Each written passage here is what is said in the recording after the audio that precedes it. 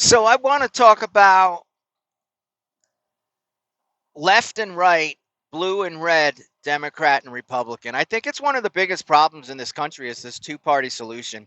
And what I don't understand is how the people, normal Joes like me, like you, become such staunch supporters of their team. And that's what they view it as. They view it as a team. I'm on the red team. I'm on the blue team.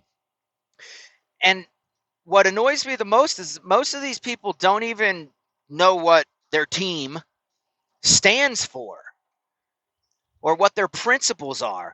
They just vote blue no matter who because their friends do. Or they vote Republican or vote red because their parents vote Democrat and they're not going to do what their parents do, or vice versa, whatever it be. Rather than taking a step back, doing research, learning about the party and the history of this country and what aligns most with their morals, ideals, philosophies, whatever you want to say, and then vote. But I mean, there's people that just do that. They just vote D because it's for me, and down ballot R R R R D D D. But what irritates me the most is the way that people can't and refuse to or don't. They can't do it. They refuse to do it, or they just flat out don't do it, choose to do it. Connect the dots between what you vote for is what you get. What you vote for is what you get. And this is the biggest example that I can come up with just as I'm driving and jiving with you right now. You have these Democrat strongholds, New Jersey, New York, California, the Seattle area, right? And all these people. And what they start to do is they're hardcore blue, through and through blue. And they realize that, man, it's really expensive here and the dollar doesn't go as far as it used to, and my taxes are high and crime's on the rise, and boy, I'm just not happy with the kids' education, and I think it's time for us to leave the city. I think it's time for us to leave the state. So what they do is say, yeah, honey, I think you're right. Let's go ahead and look where things are more affordable. And what they do is they start to look around and then they decide that they're going to move, and they move to places like Tennessee, Florida, and Texas.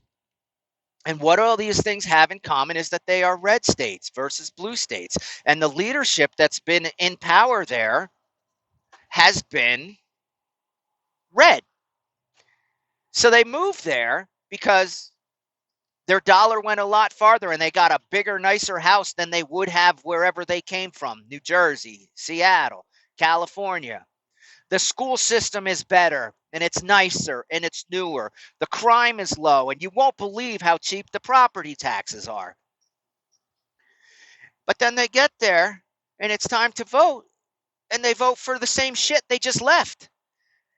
D, it's for me. Blue, no matter who. Right down the line. And it's just it's to me that's just rude. Like, wait a second. You came here because you like what our community has to offer. Again, low crime, good schools, affordable housing, uh, up and coming area, family values. That's why you came here. But we have these things because we've been voting for these things. We've been voting for these things for decades. So to come in here and just vote against our values is, like I said, rude. And that's what makes me think that they just don't connect the dots. They don't connect the dots that what you vote for is what you get. Or they refuse to because they're just staunch supporters of their team. And both sides do this. Both sides are so heavily invested with nothing invested into the team that they want to be a part of. But to me, that's the biggest example of that people just aren't in tune, and that they don't really know what their party stands for, and that they don't connect the dots that what you vote for is what you get. You look at these cities that are crumbling: San Francisco, Chicago, Detroit. What do they all have in common? They've been led by Democrats for decades. Don't forget Baltimore. They've been led by Democrats for decades. And why the people still vote for Democrats in these crumbling cities with high crime and out of control prices and taxes. It's beyond me. But the answer is because they're not plugged in, because they don't know, and because they don't connect the dots between what you vote for is what you get. What they see is and what they hear is we're the party for the people. Whether it's a Republican stumping up there, or we're the party of the people and we care about you, or it's a Democrat up there saying, like, we're the ones that are going to change your life. But in the case of the cities, well, you've been saying that for 40 years now, and it hasn't changed. Not to say there aren't some Republican-led cities that are crumbling as well. I'm just saying I am a libertarian. I do lean a little more right than left. But the majority of it is Democrat-led cities. That's what you go to the city, it's blue. You come out to the country, it's red. But that's the point of the video is go ahead and just do some research. Learn about what the party that you so blindly follow. Again, if it's a D or an R, you just check it down ballot. Go really find out what they stand for today, because what they stand for today is not what they stood for 20 years ago. It's not. There's been a huge, huge shift. And the party that supports the blue collar worker right now versus who was the party that supported the blue collar worker in the late 70s, early 80s, it's a complete swap. And I would say don't vote just because your friends vote. And if your friends are going to stop talking to you because you decided to vote a different way, then are they really your friends?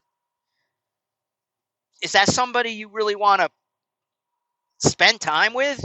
Wait a second, you have a different opinion than me, so you must be a Nazi, white supremacist, or a bad person. I'm sorry, we can't be friends. Well, then you shouldn't be friends anyway. But just do some research. It's easy to do today. You can do it on your phone while you're laying in bed. 5 minutes. Go to an independent news source, not a right-leaning Fox News, not a left-leaning MSNBC or mainstream media. You'll find an independent source, which you can all over YouTube, and see what they're saying. And go ahead and look at the news that you're not even hearing about and make your mind up and your own decision, which will lead to making better decisions at the ballot box.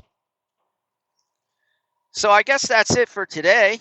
Just a quick one. I had a short ride, 5-hour drive up and back. But let me know what you think. Talk to you later.